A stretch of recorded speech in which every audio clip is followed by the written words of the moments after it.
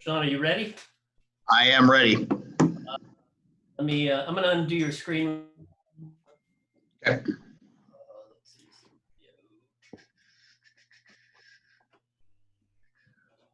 Here, I'll just stop sharing it. Okay.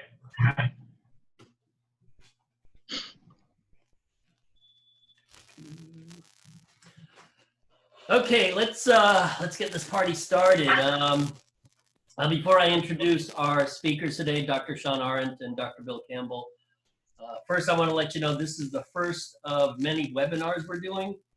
And our format will be slightly different in that rather than sitting in front of your computer for 6 to 8 hours, I wanted to do these short 1-hour snippets, which I think is good for people who just want to listen to, let's say, one topic for, let's say, 1 hour during their lunch period.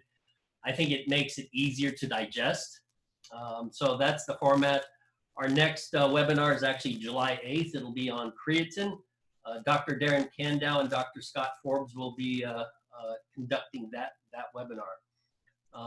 Also, a couple announcements. If you guys want to come to Daytona Beach, we are having our conference September 10th to the 12th. It's at the Hilton Hotel on Daytona. Beautiful beach. If you haven't been there, I would highly recommend you come.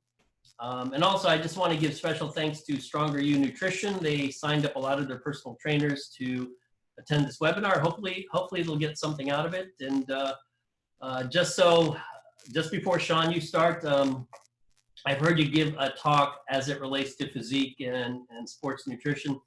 And I think for a lot of the audience, this will be really interesting because you will see that there is a difference eating for performance versus eating for physique, which is what Dr. Bill Campbell is focusing on for his research. So before we start, just a quick introduction with Dr. Arent. He, for those you don't know, he recently left the great state of New Jersey, and I say that in jest. And he lives in South Carolina. He is the chair and professor. He's a full professor at the University of South Carolina. So he's got his hands full, really the new department, running the show, doing research. But I wanted to let the audience know that this talk, where he distinguishes physique nutrition and sports nutrition, is actually very interesting and it's very eye-opening for those of you who only work in one area or the other. And then when Shawn's done, we're going to go to Dr. Bill Campbell, who's currently a professor, associate professor at the University of South Florida in Tampa. And for those of you familiar with his work, he does a lot of work in terms of high protein diets as it affects aspiring female physique athletes and things like that. So without further ado, I'm going to let Dr. Arent take over. Just share your screen and edify the audience. All right, give me 1 second. Here we go.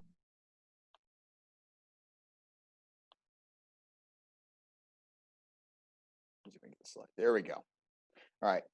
It's also worth mentioning too that Joey was super gracious in terms of doing this because he put the two most recent ISSN presidents first in the webinar series. So thank you for that. It's always fun when I get to do stuff with Bill too. We had the great opportunity of working with him when he was president of ISSN, with me being the vice president, and now I've enjoyed being in the presidential role and seeing the things that Bill does behind the scenes as well, in addition to what Joey does on a regular basis. So physique versus sport nutrition started to pop up on my radar when I started to see some recommendations that were coming out that were really more geared towards really body composition or hypertrophy, filtering their way into the sport performance world. And I started seeing strength coaches make these recommendations to their athletes. And as you'll see as we go through, that may not be the best approach in terms of kind of how we do this.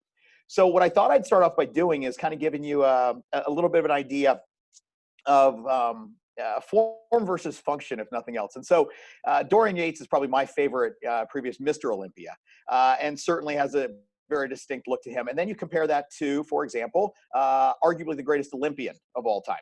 And clearly they look very different, but they also train very different and eat very different for what their demands are in terms of what we would see. And so when you look at this, it really does become a question of form versus function. What are we really training for, and what's this about in order to this? Now, I will say this, probably a fair criticism here is, okay, but you're talking about different genetics and things like that that go into this as well. And I think that's a fair point. So certainly, you know, you're going to get different responses depending on that. So what I thought I'd do is I'll use an example that exists in my world, which is my wife. So here's Michelle winning the Toronto Pro as a professional figure athlete. Here's Michelle finishing one of her 30-plus marathons or ultra endurance races. All right, she's a professional runner for Brooks and has made that transition. And I'll be the first to tell you, and she'll reiterate this to anybody that listens, how she fueled for these two things is very, very different. And that's a real consideration in terms of what we're looking at. So now we're talking same genetics, very different aspects when it comes to what you're training for and what you're looking for in this. Now, what had started this for me in terms of the trends in thought were that, very much in a sports world, we're typically looking for two things.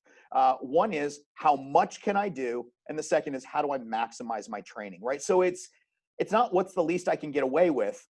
It's more, one of those things. Hey, Joey, quick question. Is there any way those polls don't have to keep popping up on my screen? I'm getting the same polls you guys are, and it completely takes my cursor off this. But anyway, so, how much can I do and how do I maximize my training are two real considerations. And so it's really pushing that envelope. On the other hand, in the physique world, it seems like, especially on the research side, and I think Bill presents some different views on this in a good way in terms of I respect the way he's approached this, but there are many others that tend to look at this as what's the least I can do and do I have to do that, right? So we get a lot of, well, that's not necessary. Nah, it doesn't help that much, and it's funny because if you put that in an athlete world, that's not winning you any medals. And it's a really odd discrepancy. And that's what started causing me to question how we were applying one area to the other in terms of what we would see. And so I think one of the best examples for this for me is the 30 reps to failure syndrome. What I mean by that is there's work that's obviously come out that's shown that heavy loads are not necessary to gain hypertrophy, right, in terms of gaining muscle mass. And that's fine. And I think mechanistically that's important. But in the context of that, though, you'll also find in those studies that those that trained with the higher reps also didn't get quite as strong.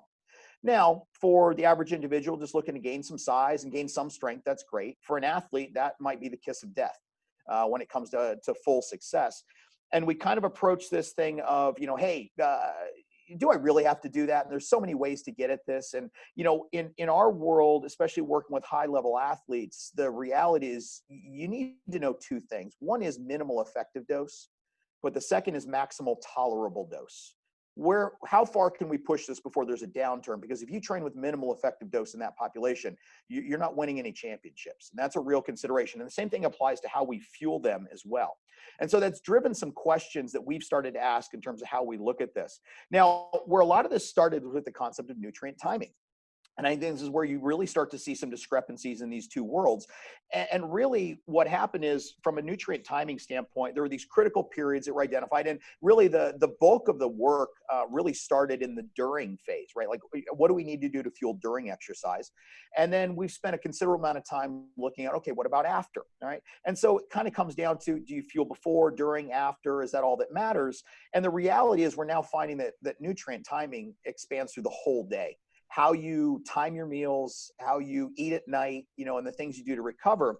But what's happened within this, and I think one of the areas where it really started to pop up was, we saw this meta-analysis by Brad Schoenfeld and colleagues that showed that total protein intake is more important than post-workout timing per se for strength and hypertrophy. Again, focusing on strength and hypertrophy and not other performance aspects. So the conclusion seemed to be, so protein timing doesn't matter, right? Well, not so fast. Because when you really look at this, only 3 out of the 23 studies actually use trained subjects. Now, for anybody that's a trainer out there or a strength coach and has worked with novice individuals, the bottom line is the big mover in that case is probably going to be the workout stimulus far more than any training. You can time the crap out of your nutrient intake. If you don't meet your basic demands in a day, that's not going to solve the problem. So yes, total protein and the type of training is going to be the big driver there. The other thing too is only 2 of the studies were actually timing studies by design. Not so much a critique of the meta in this case as of the field is there have not been many things that have truly manipulated timing, particularly in trained individuals, at least at multiple time points, at least from a before versus after standpoint, or however we want to look at that. And really what was interesting is Cribb and Hayes did one of the sort of seminal studies in this area, and they found that feeding before and after, along with some creatine, versus the same thing, but spread at different times of the day, not training, did result in greater strength, performance, and body composition changes. And so we do know that timing can make a difference in that case. But the reality is, in this situation, with what we're talking about in terms of where these newer recommendations have come from, even those two studies, were primarily only focused on protein, with the exception of what Cribb and Hayes found, where they actually also had carbohydrates. So then you look and go, hey, maybe carb matters too. Well, here's the catch. It's not called just protein timing, it's nutrient timing. But in the physique world, it's very heavily focused on the protein intake, and we become very carb phobic. So then we ask the question, okay, then is protein intake immediately after training essential for gains, right? If I want to get big, right, what do I need to do? I mean, really? No, it's not necessarily true, right? You don't have to eat protein right after, but I guess the question I would throw out there from a purely pragmatic standpoint is, but why wouldn't you? Because what's happened is, coming off of these recommendations, I've seen people really go, I'm not going to eat after exercise because I don't need to. Well, if you're an athlete, this might be one of the dumbest things you can do. And we really emphasize this with our college athletes, because that might be one of the few windows where you have them in the course of the whole day in order to make sure that they eat when they're done. So here's the deal. Is there a potential advantage to post-training supplementation? Yeah, clearly, even if it's small. And so there's really no disadvantage here, which I think gets lost in this whole puzzle. And from an athlete's standpoint, from a performance standpoint, that's really important. From a physique standpoint, depending on how much you're trying to maximize and optimize, it could be important as well. If you're just looking to gain some muscle, look a little better, that's fine. If you're competing, yeah, and you want to do everything possible to try to take advantage of that. So there's really no advantage to not supplementing post-workout. But the bottom line is, it's more about the quality of training and the total protein intake than the acute post-workout feeding. But once you take care of those, now the timing starts to become important. And so it's not an either or, it's a hierarchy, right? And so it's like baking a cake. You got to take care of the training and the overall diet. There's your cake, right? Now the timing is like the icing on that cake. And then some of the micronutrients and things become like the sprinkles or the candles, right? So now you can do some other things within that. So those are really important considerations. And so it's not really yes, no, but somehow in the performance world, we know that. In the physique world, it's kind of been, you don't have to do that. All right. And that's where trying to translate those implications across the boundaries really creates a lot of confusion for athletes. The other thing we have to think about is acute versus chronic interpretations. Can we even use acute studies to infer chronic changes? And isn't even the right question. So for example, acute feedings with carbohydrate actually do have acute effects, right? In terms of sparing glycogen, in terms of overall performance. With protein, what we often see are these acute studies that infer chronic changes based on muscle protein synthesis. Funny enough, when you stretch these out over weeks and months, that acute response is not always the most important part. I would probably argue consistency is. So we can't just focus on NPS, but what's interesting is with some of the studies that have used post-workout feedings with protein and carbohydrate, there has also been a performance benefit.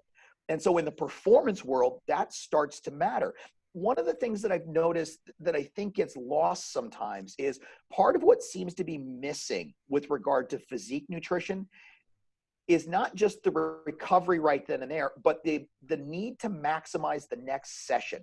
When you're working with a hard training athlete, it's about recovering for the next practice and then recovering from that practice for the next game. And then when you got multiple games in a weekend, it's recovering after game one to get ready for game two or different matches. In the physique world, if we took a little bit more of this approach, we start to think about what happens tomorrow, right? What improves my ability to now train? And so, it's funny, the anabolic window has really taken a beating because there's nothing magical about this 45 minutes post. And, you have a little bit longer than that. So what that's been used to support is this notion that, you don't have to take in protein or carbs right after. You got plenty of time. Well, now let's flip that from a performance aspect. Why wouldn't you? In other words, if that window is now more like a garage door, why wouldn't you fit in as many feedings as possible into that garage door to take advantage of that upregulation of muscle response?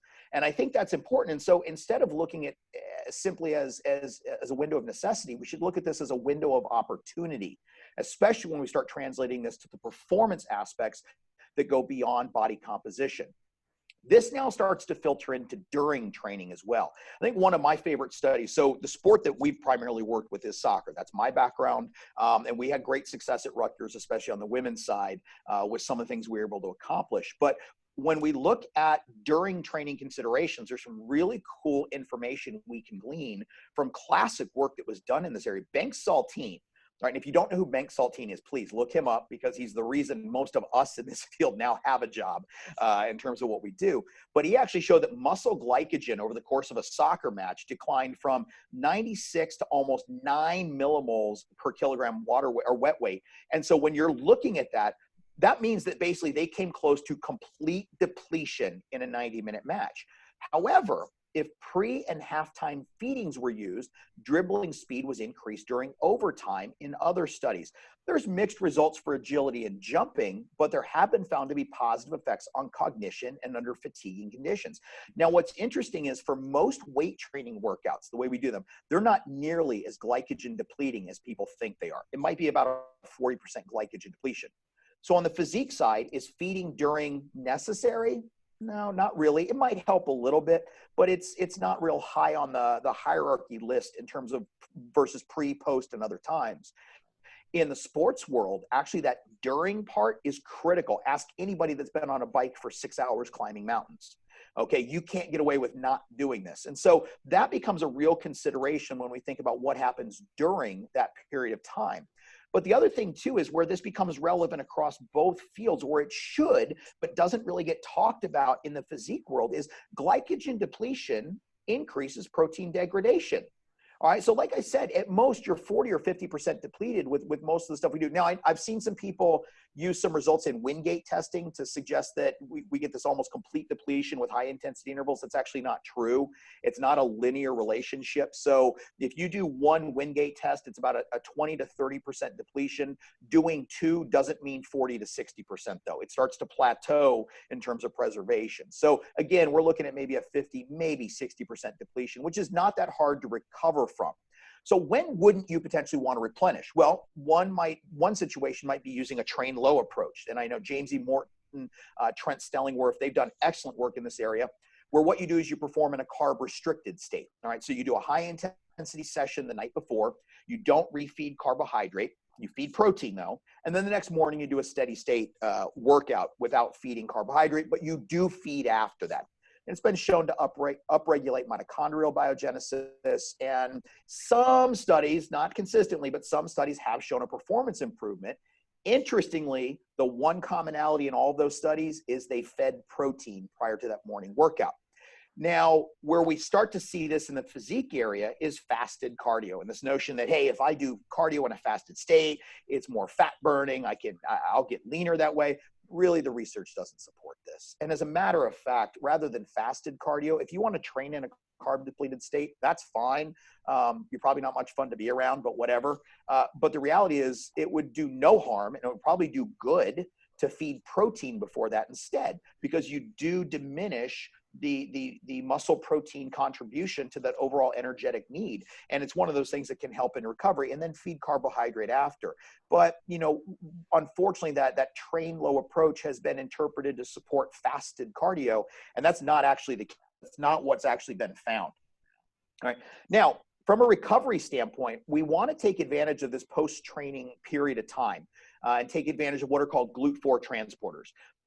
So GLUT4 transporters get activated with insulin, but they also get activated with muscular contraction. So this is a window of time where there's a non-insulin dependence. In other words, you're going to take up carbohydrate. And so these high energy carbohydrates, the ones that are more energy dense, are often processed foods and things like that, those can get taken up faster. And so now what happens is those create almost an additional window because they now also stimulate the insulin response. So we know consuming carbs at doses of 1 to 1.5 grams per kilogram per hour can maximally stimulate muscle glycogen resynthesis. Now, if you translate that to what it would take to replenish that, you ask any physique athlete, they're probably going to freak out at that level of carbohydrate. But carb replenishment can help with something else I'll talk about in a second that's very important and we don't want to ignore. So realistically though, in an athlete, this is a critical time. Now, there's evidence that if you just eat at these levels over 24 hours, this immediate post-workout fueling isn't necessary, you'll replenish glycogen. The problem is you do get a cumulative effect through a week. When you're talking about an athlete training once and even twice a day over 5, 6, 7 days, especially with matches, and in this case, that window becomes really, really important for us. All right. But what's cool about this is if you have a hard time eating that level of carbohydrate, adding protein to carbohydrate can actually stimulate glycogen synthesis even more if carbs are under 1.2 grams per kilogram per hour. So this becomes a little bit more feasible. Now, interestingly, carbs don't really help with muscle protein synthesis and help protein do its job, but protein does help carbohydrate do its job in terms of glycogen instead. The other thing you can do, add caffeine. It turns out we think of caffeine as a pre-workout, right? But caffeine after can actually increase glycogen synthetic rate by as much as 66%. So here's a different application of this that really falls into that performance nutrition spectrum in terms of what we would typically see. Now, the other area that really starts to show some differences between application in the world of physique versus sport nutrition are ketogenic diets, otherwise known as low carb, high fat, or the way many of them are applied, low carb, high fat, high protein diets, which by the way is not technically ketogenic because the protein can kick you out of ketosis in that case. All right, and we all know carbs are the devil because we like to demonize certain food groups. It makes us feel better about ourselves. Now, there's two questions we want to ask going through this. Can we and should we? There is fairly decent evidence for ketogenic diets and weight and even fat loss. The fat content helps with appetite suppression, it reduces lipogenesis, so the making of new fat, and it helps increase fat oxidation. And protein intake itself has a thermic effect. I think Joey's done some excellent work in this area showing that overfeeding purely with protein doesn't produce the same kind of weight gain. However, here's the important part. The ketogenic diet can work for these things, but it doesn't have an advantage over other diets after you control for protein and calories. So it purely is more an issue of eating less from a calorie standpoint than anything else. The other thing too is for hypertrophy, since that's part of what this talk is about, so here's the problem. Ketogenic diets blunt the same pathway that's responsible for you gaining muscle. In other words, it's going to make it harder, not easier. Sure, you can overfeed with protein in that case and help yourself along, but is it truly a ketogenic diet at that point? Probably not. There's been one study that showed an improvement in strength and power, but that was in gymnasts. It was a ketogenic diet with high protein. It's fairly short term, but if you decrease their weight, now their power output technically goes up. So that would make a certain amount of sense. But here's the problem. From the standpoint of pure performance outcomes, ketogenic diets have never been found to be better than a carbohydrate-based diet. Now, this does not mean that simply because you're anti-keto for athletes, you're pro-high carb.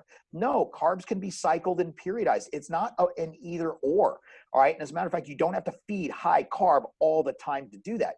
But one of the important considerations is the keto adaptation period. So you might ask, how long is the keto adaptation period? According to social media, it's about 1 week longer than the longest study on ketogenic diets, because that's why they haven't found an effect.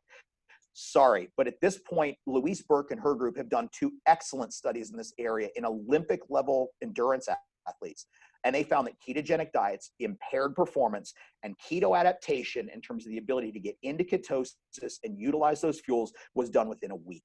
All right, so we have to take this into account. Even if the ketogenic diet and keto adaptation could occur within, let's say, 4 to 6 weeks, here's the deal. If it's no better, and I take an athlete, let's say an NHL player, all right, I used to work with the New Jersey Devils. You get to the Stanley Cup in June, you're back in preseason, late August, early September. If 4 or 6 of those weeks in your off season are spent adapting to a diet that's going to make you miserable in that period of time, and it's going to be no better than your other diet, that was wasted time and you should be fired. All right. So that's another area where we have to pay attention to that. The other question is beyond can we is should we? Everybody thinks that endurance exercise is high fat fuel. The reality is when you're at 75% of exercise intensity max, your wattage max, which is what higher level people will run a marathon at or higher, 76% of your fuel is coming from carbohydrate oxidation. This is not a fat fueled type of performance. All right, if you want to go slow, that's fine. So then the other option would be, okay, tell you what, I'm going to do keto at these other times, but then I'm going to eat carbs for my competition. Well, here's the problem. turns out that being on a ketogenic diet actually impairs your ability to utilize carbohydrate. It decreases pyruvate dehydrogenase activation. That means that once you take in those carbs, you can't use them effectively if you've trained on a ketogenic diet. So it defeats the purpose. All right, again, for a physique athlete looking to lose body fat, can a ketogenic diet work? Sure. Better than anything else? Not really. The best diet's the one you can stick with. For an athlete, this could be one of the worst things you could do. And so we have to recognize that and understand where the discrepancies are in that case. And that includes realistic time trial type of performance that shows that as well.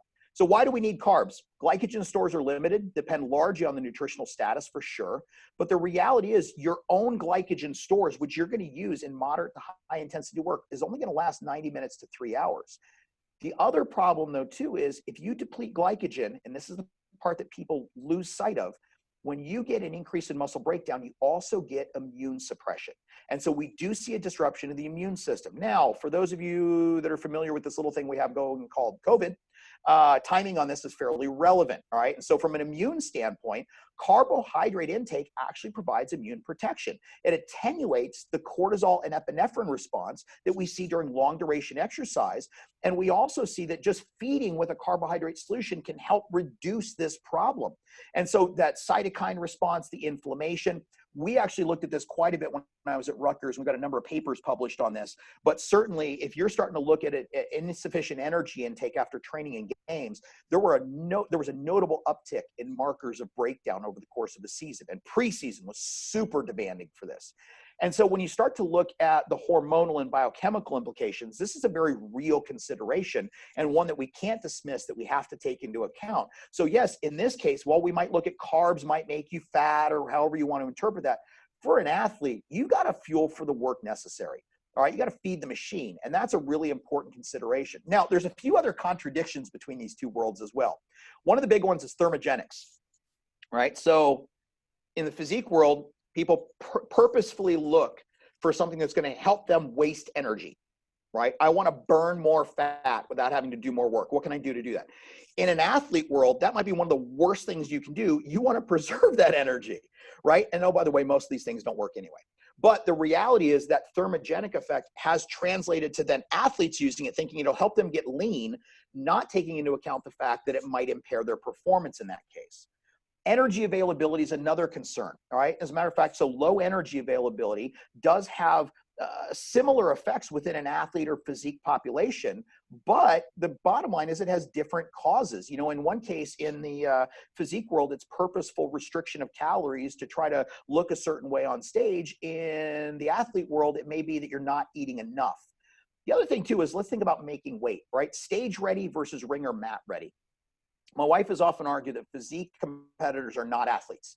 And she's earned the right to say that because she's been one compared to being a runner. But what's interesting is the point is, can you think of any other sport where you feel your worst on the day of competition?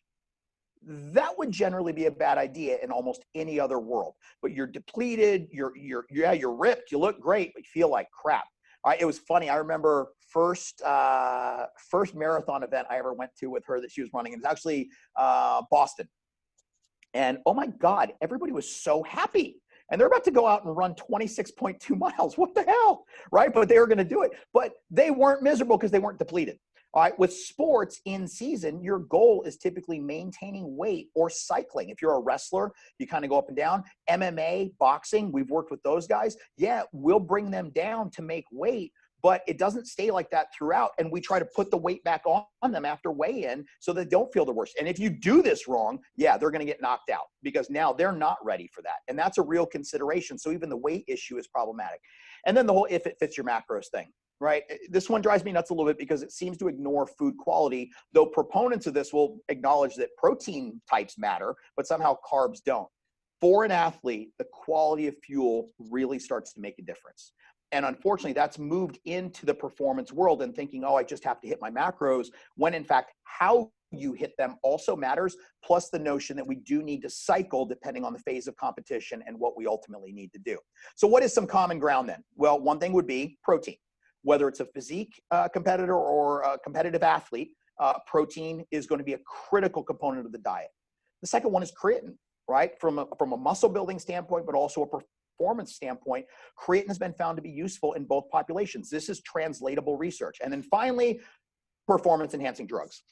They work in either case as well. It's just an issue of where they're more illegal or not and what you get tested for. But the reality is these are the three main common ground areas that we see between physique and sport nutrition when we look at overall performance. So really, I'm going to leave you with these main questions. What is the advantage to delaying feeding? There really is none. All right. When did it become a good idea to do the least you possibly can to succeed? That in most worlds is never a good idea, but somehow we've adopted that in certain ways. And then finally, can we? And more importantly, should we? All right. And those are two questions you have to ask. There's a lot we can do. The question is, should we? Especially if you're trying to optimize performance and get to that point. I think that's a real consideration. With that, thank you guys for your attention. I know Bill's up next, and then we'll take some questions at the end. But that is my take on physique versus performance nutrition. So thank you guys very much. Yes, thanks for a nice presentation. I think for the majority of people in the audience will probably work with physique people. I think it's important to see the distinction, and I think the next talk by Campbell will show what he does, particularly in his lab, in terms of addressing this question. So, Dr. Campbell, without further ado. Hey, Joey, you got weird audio on you. Okay. All right. Pull up my screen.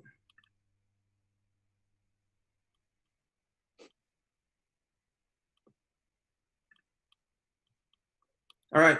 You see my screen? Yep. Awesome. All right. Thanks, Shawn. I love hearing you speak. You're a great speaker. I love the science, the evidence-based approach. Joey, also, just thank you for the invitation for this. And I'm a big fan of 25-minute webinars. I've always told my students, put me anywhere for more than an hour. I don't care what it is. I want to leave after about 50 minutes. So this is exactly my speed. So as Shawn said, and as Joey said, I'm going to talk a little bit more about the physique aspect of this. If you don't follow me on Instagram, please do. My username is @BillCampbellPhD. I do a lot of educational based posts on that platform. Just a reminder, I'm a professor at the University of South Florida in exercise science.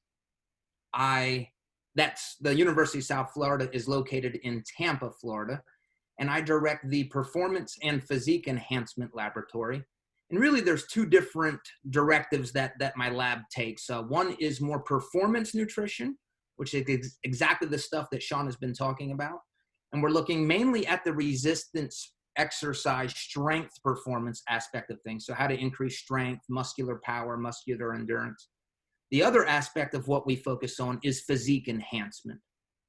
And essentially I like to have an approach where the research that we do helps people optimize their physiques within a maintainable lifestyle. So that's how I like to portray what we do. The way that we go about that is we've looked at high versus low protein diets, different types of diets, the rate of weight loss. So we look at different diets.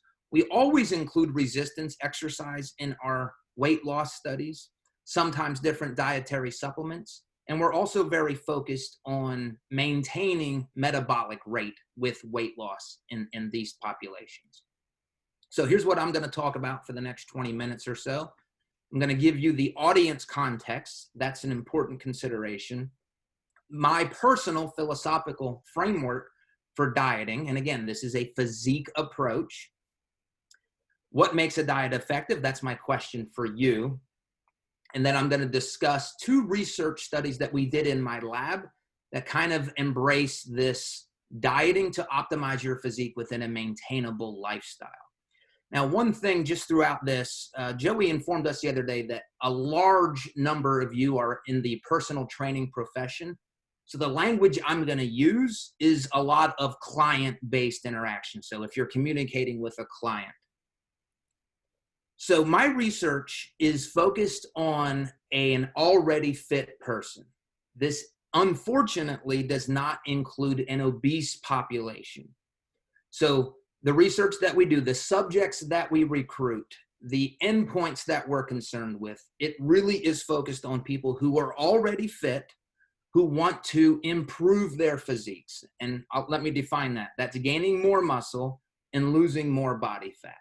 Now, that's not to say that those that are obese can't get value from our research, but there are certain areas where it doesn't apply to an obese population. And I started my weight loss research career in obesity, particularly in obese females. So I've run the gamut of obese to high level competitive bodybuilders, bikini competitors, and throughout the last 20 years of my professional career.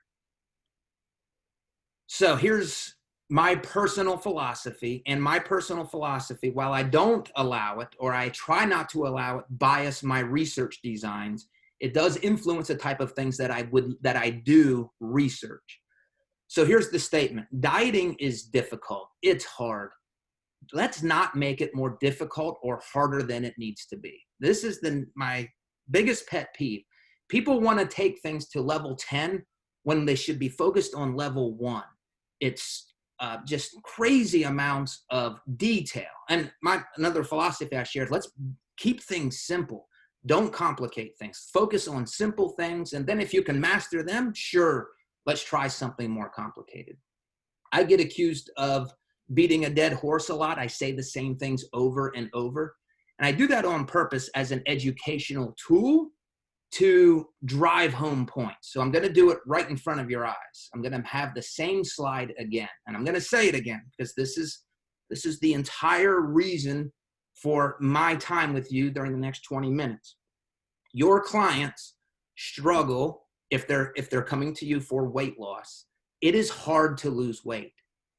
Don't do things to make it harder if we don't have to.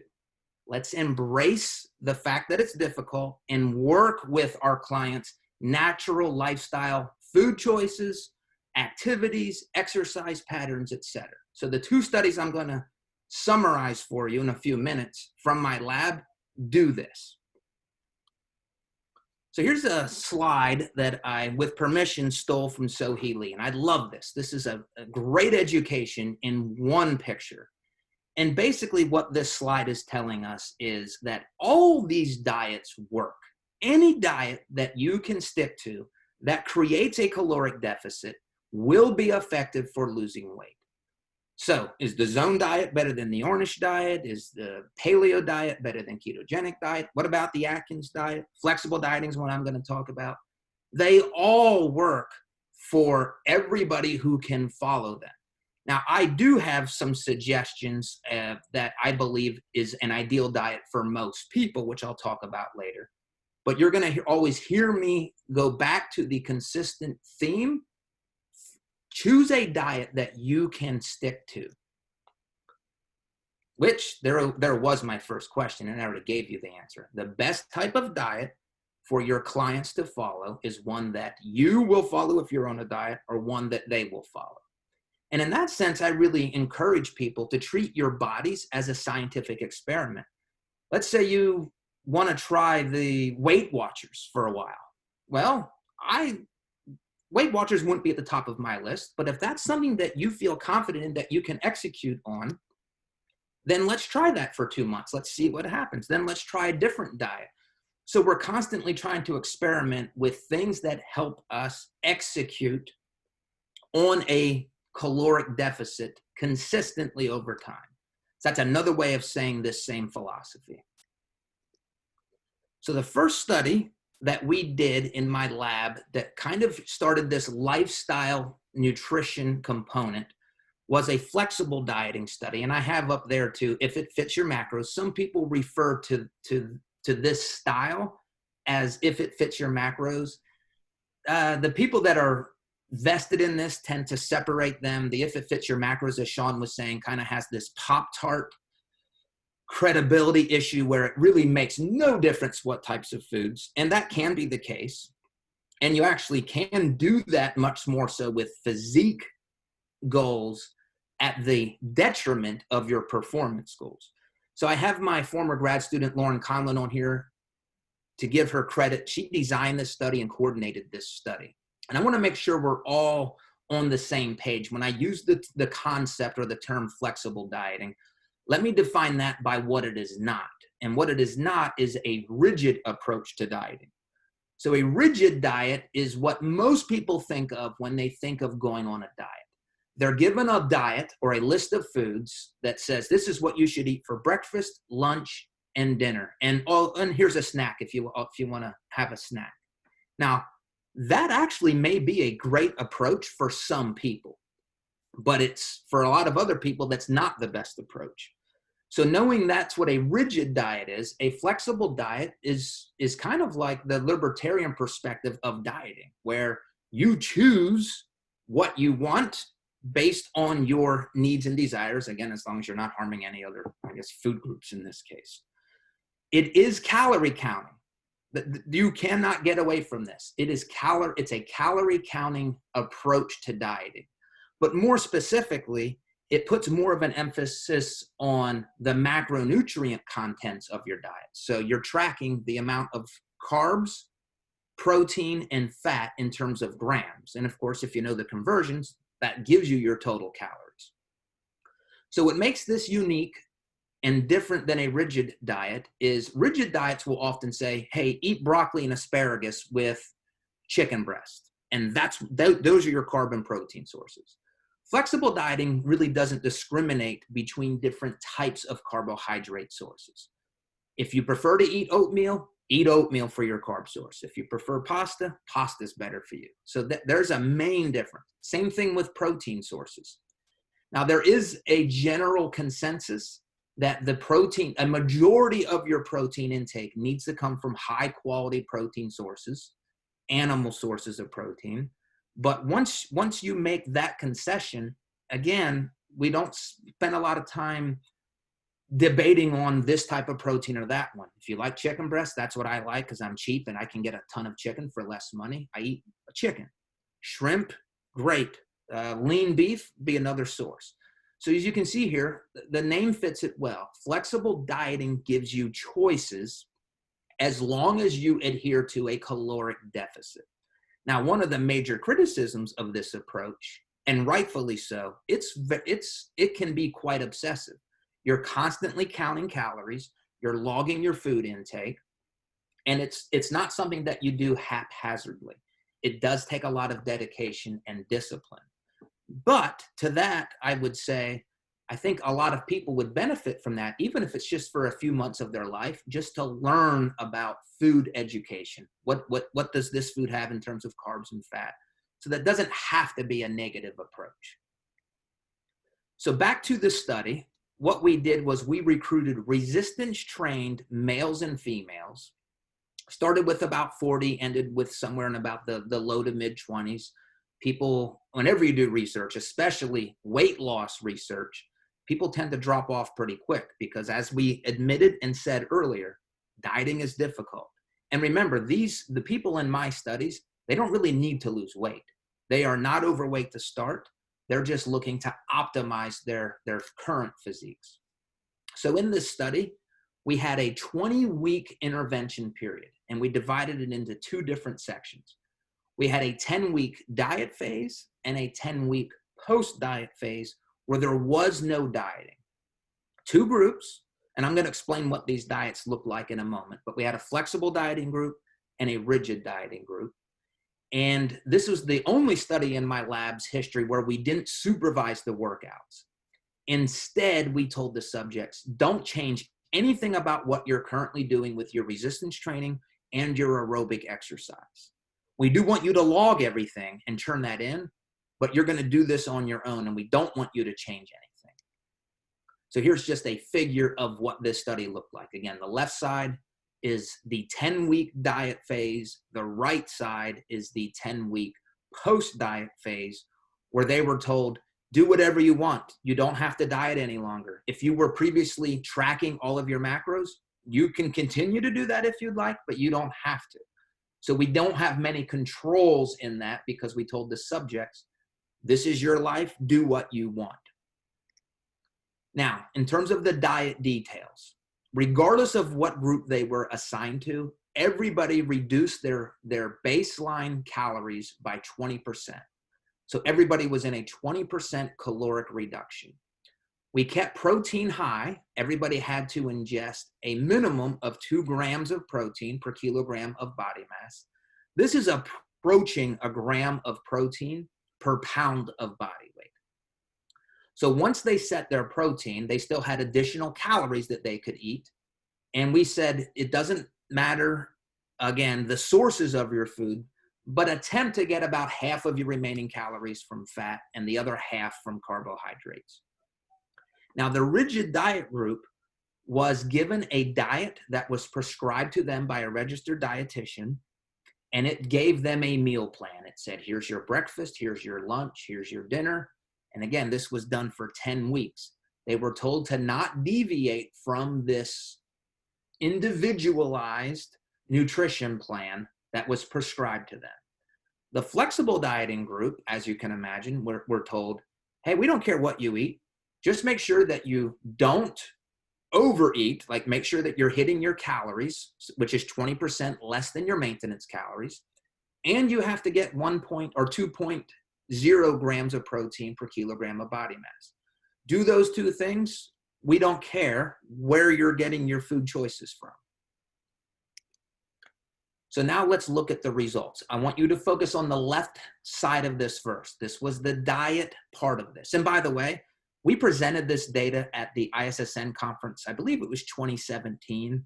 I submitted this summer actually earlier this year to a journal. We have to make revisions and we're going to resubmit. So I'm hoping that this study is accepted and published this year. But the data that I'm showing you here, I converted it to pounds because I think a lot of our audience is more American and we focus on pounds. The actual article will have the kilogram values. So what happened during the 10-week diet phase?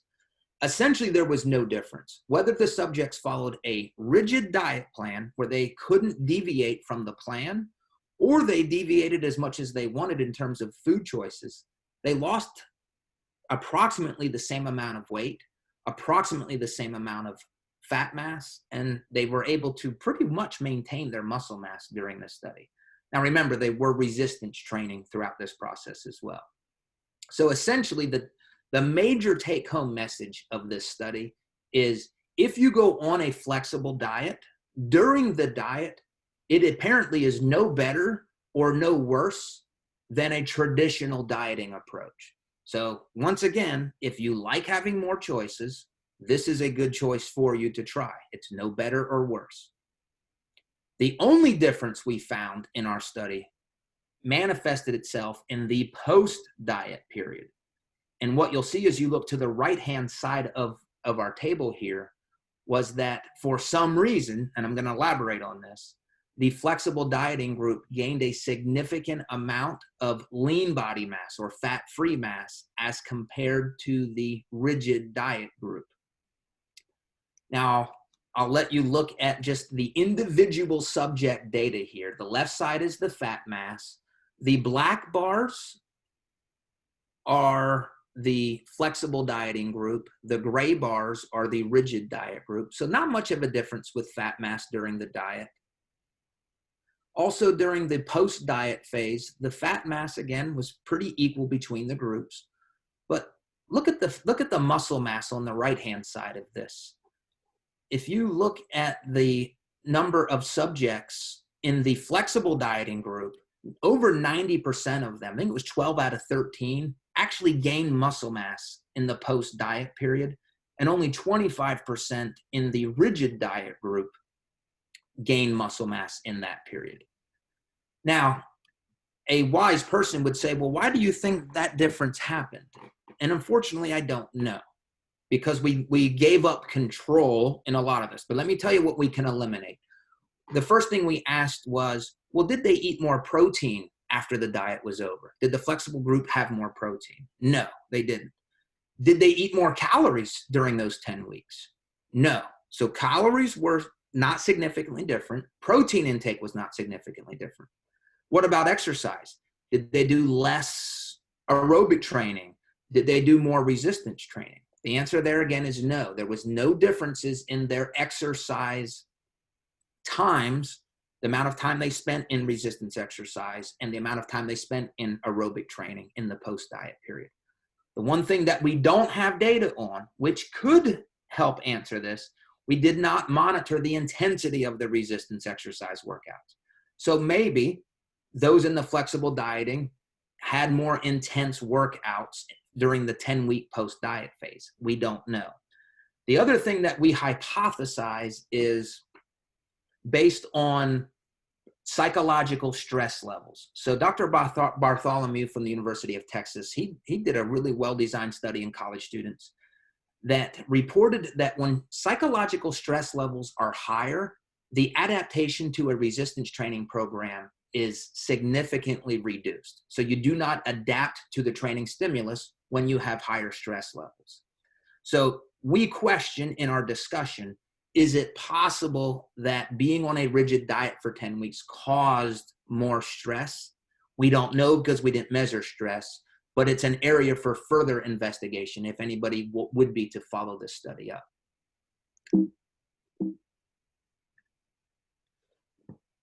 So let me just recap that study.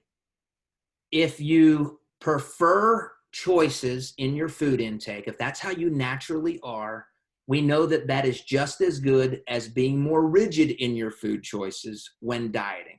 So I like to make this applicable to people by saying, if you prefer to eat just a few numbers of foods, great. That's no better, no worse than being more flexible.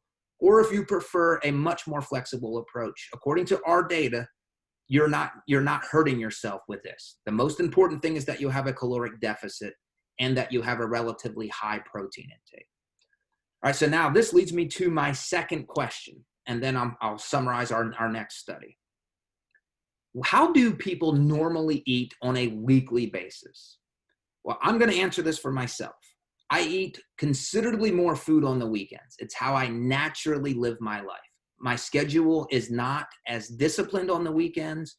I go out to eat with my family, typically on Saturday night.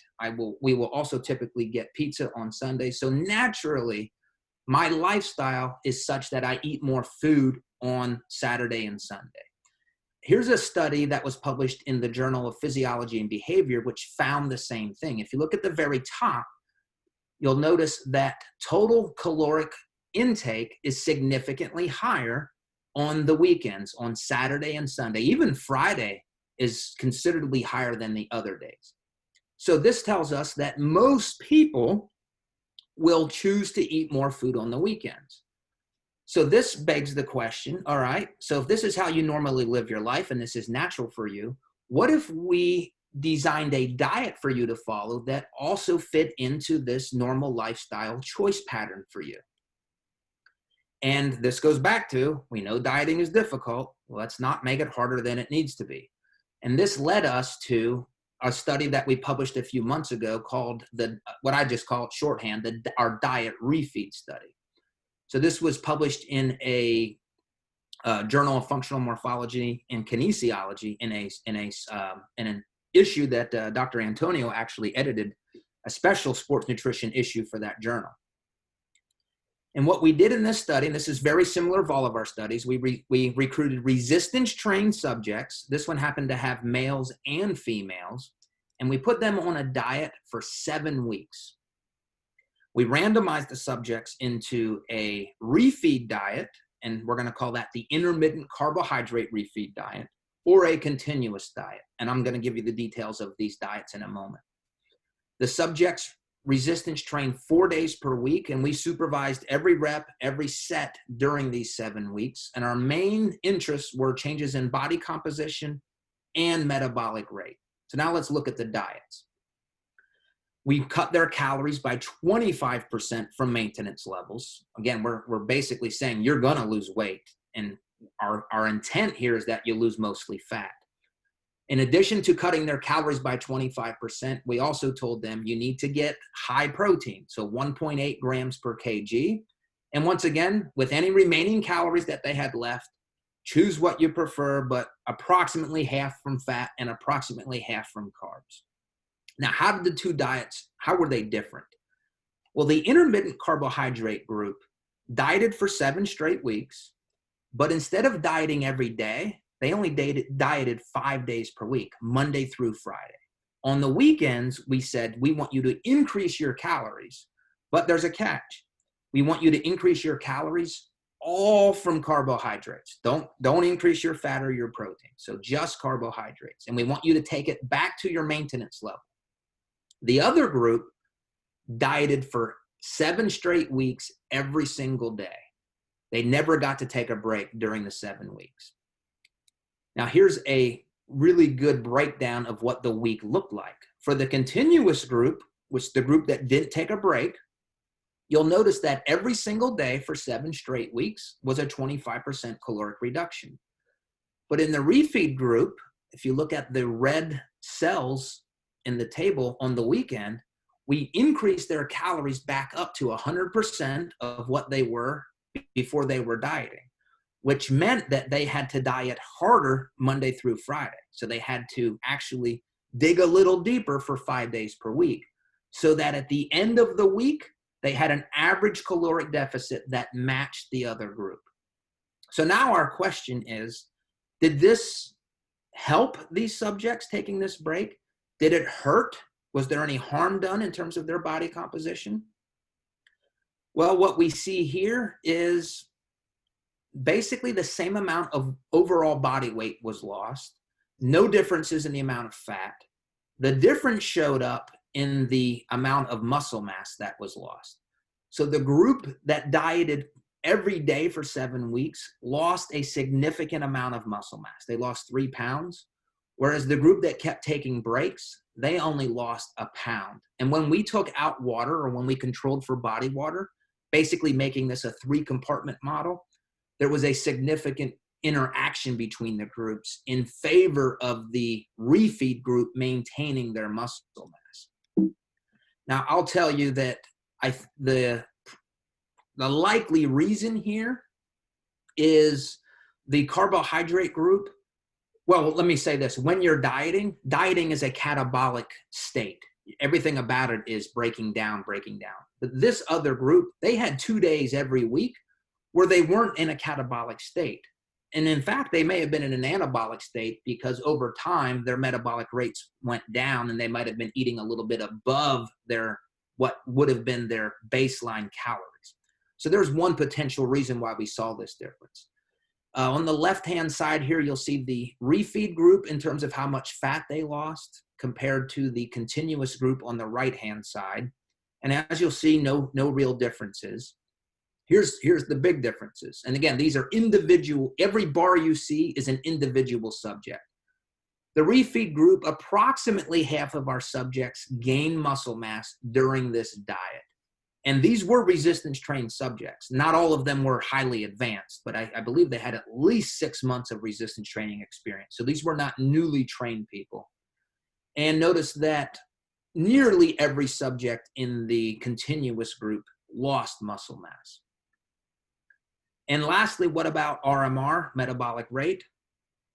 The same trend kind of happened here. The group that never took a break, they lost a significant amount of their resting metabolic rate. Essentially, it slowed down by about 80 calories. Whereas the other group who took breaks every weekend, they did lose their metabolic rate by about half that amount. It was not a significant drop in metabolic rate. And by the way, we're very focused as a lab on doing everything we can to maintain metabolic rate, because that is along with muscle mass, the primary predictor of future weight loss success or future weight gain failure. So you've got to protect your metabolic rate. So summarizing this study, essentially what we did was we embraced the fact that most people like to eat more food on the weekends. So then we said, all right, let's design a diet that fits your normal lifestyle food choices, and let's see if it is effective or not. And to me, even if there were no differences, I would see that as a win for trying to match your lifestyle with a particular diet approach. But it just so happened in this study, it actually was beneficial to eat more calories and to basically have a carbohydrate refeed. So the last thing that I want to reiterate is dieting is difficult, Don't make it harder for your clients. Even if your client wants to do something that you don't think is ideal, my advice would be just treat it as an experiment. Say, all right, here's what I would do. But if you would rather do this, which I don't think is ideal, so this is a conversation you have with your client who wants to lose weight, let's experiment.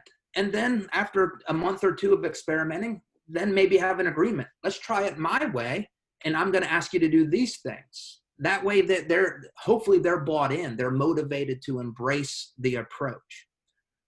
What is the best way to optimize your physique? And this is for a resistance trained population. I'm just going to end with this. These are the 3 principles that I always say. Again, I beat a dead horse, but if I'm going to talk about diets, I'm going to mention these 3 principles of fat loss. The first principle is the rate of weight loss should be slow. If you go on a crash diet, or you allow your client to go on a crash diet, there's 3 things that are going to happen. They're going to lose weight. Great. That looks good for on the scale. But they're going to lose muscle mass, and they're going to tank their metabolic rate. They are setting themselves up for future failure with that approach. So I give a number here, no more than 1% of weight loss per week. And I use weight loss because everybody has a scale and that you can monitor that. So anything more than 1% of your body weight per week, you're probably losing more muscle mass than what you would like. Principle number 2, don't decrease protein when dieting.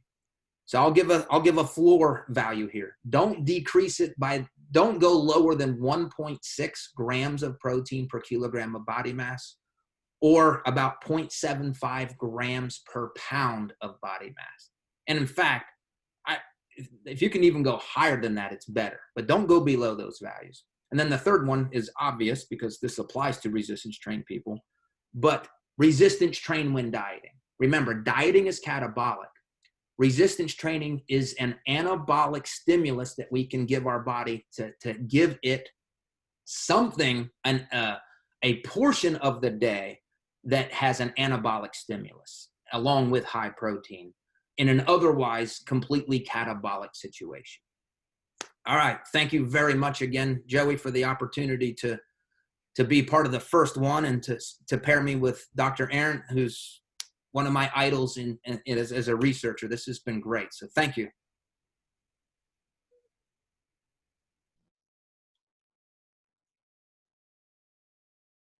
That was fantastic, Bill. Thanks. Thank you, Bill. Unshare your screen.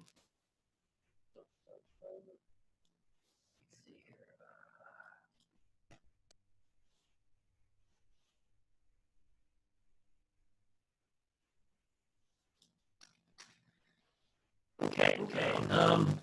Are you able to hear me clearly? For some reason, my audio it's not working. We can hear you, but it sounds like you're like an injured robot. Hey, Bill Robinson. Hold on one second. Hold on. Is it better if we both are muted? No. Well, you know what, Shawn, you might have to take over as the host for now. And I noticed you answered some of the questions that were in the Q&A, and maybe address those to Bill.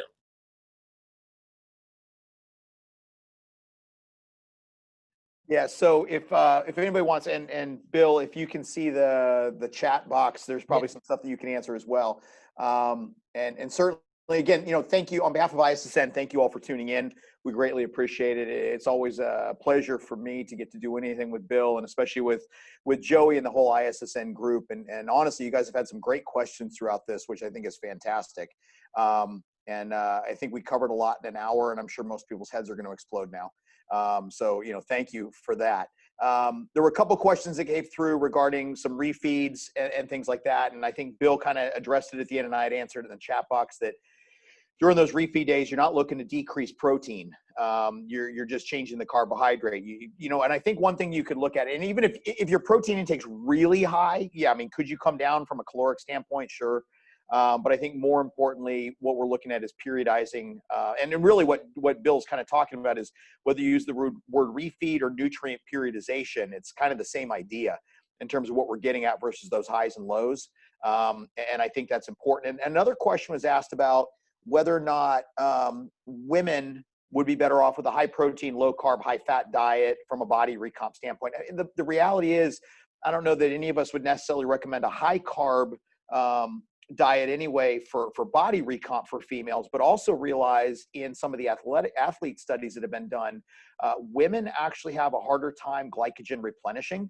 It can take upwards of 3 days under depletion considerations. So you may want to take that into account as well, depending on what they have coming up. And certainly for those of you that are in powerlifting or any other weight category sport, how you manipulate your carbohydrate intake is going to depend on where you're at in your preparation cycle too, in terms of where you're trying to meet it. Bill, I actually had one question for you too. In your graphs where you had the lean body mass changes and the fat changes, have you ever overlaid those to see whether certain subjects responded with like an extreme high or low in either case, right? Because you had the situation where you had so many subjects in the refeed that actually had the increase in lean body mass. By any chance, did they happen to lose more or less body fat as well? I'm curious where they would fall from that standpoint, and whether maybe it may be an issue from them of accuracy of caloric intake, which I know we've struggled with athletes for sure. Yeah, so I've not done that. Now, we do look at the same thing. I think, what do we call it? Dr. Rob Wildman calls it like the anabolic index or the body composite index, where, Okay. but I have not overlaid them. Now, I'll say this. The system that we use for getting macros, so all of our subjects are given an individualized macro plan. They have an individual nutrition coach, and they have constant communication. We train them at the start of the study if they don't know how to do it. They submit it every week, or we hound them. I feel, because I used to do food records, and I never felt good about that. I actually feel very good about our nutrition data. Now, again, I could be fooled. Now, the reality is they lost fat, so they're obviously in a caloric deficit. But the amount of education that we put into that component of our research, which is why nobody else does these studies, it's so much work. I feel good about that. I also wanted to say, I know my talk was on physique, but in your world, I should say this. If you're an athlete, try not to diet in your competitive season. Man, if you can do that, let's try to diet when the scholarship is not on the line. Right. And I did see a question that was addressed to me. The question says, who would I suggest does not partake in flexible dieting? I mean, I would say that the type of person who hates charting things, who doesn't want to be, and I use MyFitnessPal, and then I put that into a spreadsheet because I like to track things. So somebody who just really doesn't like tracking, it might not be the best approach for that person. Yeah. The other thing, we do have a question here too that's interesting. Hi, can you have the same benefits from refeeds and from cheat meals? Bill, I definitely want you to chime in on this one, but I do want to say one thing first. I actually hate the phrase cheat meal because it makes it sound like you're doing something wrong rather than eating, right? Because if you're always constantly restricting the crap out of yourself, the fact that you feel like you need to cheat on your diet, I just think we need to work on the terminology with that, and same thing with like snacks. When we talk about, meals versus snacks, snacks tend to imply this sort of prepackaged, ready to go kind of thing. And I think, there's nothing wrong with just eating meals. There's nothing to say that chicken and broccoli and rice can't be a snack, right? It depends on quantity. So, but Bill, I think to that question, whether we use the word cheat meal or not, sort of these intermittent breaks throughout certain days versus these refeed days, what would be your thoughts in terms of body recompositioning in that situation? Yeah, I'm in 100% agreement with you. I don't like the terminology. And in fact, the reality is, at least in our studies and any of these diet break studies, we just completed another diet break study. We're analyzing the data now. But there's nothing that's cheating about it. It is, these subjects still, even on those weekends, they're having to exert discipline to not go over 100% of their maintenance calories. Whereas when I hear the word cheat meal, I'm thinking, oh, I can go to Hooters and then McDonald's for a chocolate milkshake and slam down a few Cokes. So that would be, to me, a cheat meal. So this is still a prescribed, planned, disciplined increase in calories. So yeah, the terminology, I think, like you, it sends the wrong message. I think also what a lot of people actually don't realize about the whole if it fits your macros or flexible dieting approaches, the original impetus for this was not what it's been turned into by somehow some want to interpret it. I think the way Bill's describing it in terms of, I mean, food quality was actually a big part of what was promoted, and it was lean proteins, whole food sources, primarily complex carbohydrates, with the ability to intersperse some of those other foods that we might not consider to be the best foods. But I think the reality is that's turned into, because of social media or people wanting to go to extremes and wanting to pictures of like food porn are way more fun. I think the reality though is what really is flexible dieting doesn't mean a free for all. And it doesn't mean an excuse to just eat whatever crap you want. And you can, I mean, honestly, could you get leaner on that? Absolutely. But I guess the question is, depending on what you're fueling for, food quality, if we ignore food quality, we ignore decades of food science research.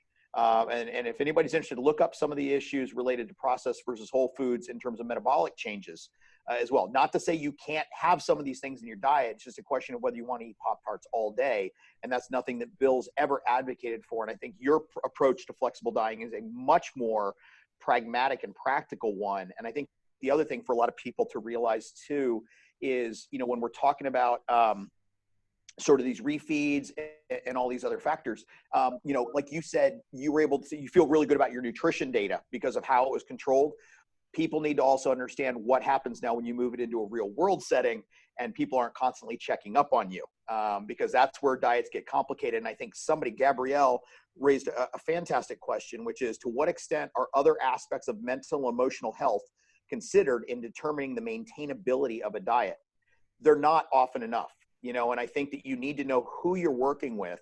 And I think Andy Galpin has described this before, though this analogy has been used in a number of other business settings and stuff, as cook, baker, chef, right? Like, so, a cook can kind of put together, they just need general guidelines and they need to know kind of how things fit together, and then they can meet their demands. A baker tends to do things with very much precision and wants to know exactly how many almonds that is, how many grapes that includes, and what a 4-ounce chicken breast looks like and stuff like that. So you have to know who you're working with. And ideally, as you get to the point where you have an expertise in nutrition and exercise, you become more of a chef where you can really make this thing work, right? And you prepare this fantastic plate, but very few people are truly at that level. So I think it's important that you understand who you're working with, because I think that mental and emotional side is an incredibly important one. And I think that one of the things I like about the flexible dieting approach, or however we want to call it, is it doesn't demonize any particular foods. But even in like a whole food type of approach, you still don't demonize food. There's a time and a place depending on what you need. And this is something we work with our athletes quite a bit on understanding, is that like I've seen these dirty 30 lists and don't eat this, don't eat that. And man, come on, like, it's food, and enjoy it. Don't diet your life away too. That's the other piece of advice I'd give you. Yeah, gentlemen, hopefully you can hear me a little bit. Yep, we got you enough. Yeah. Oh, awesome. We're out of time, so I want to thank both of you. And I know there were a lot of other questions coming in, but if you want to ask Shawn and or Bill in person, they will be at Daytona Beach, September 10th to the 12th. So I want to thank everyone who at least took out an hour of their lunchtime to spend with the three of us, or really primarily the two of you. And we look forward to the next webinar in July. So again, thank you guys. And for the audience, hey, thank you for spending your time, and we appreciate it. And hopefully we can get to all your questions, next time we see you. All right? Awesome. Thanks, everybody. Have a good one. Thank you.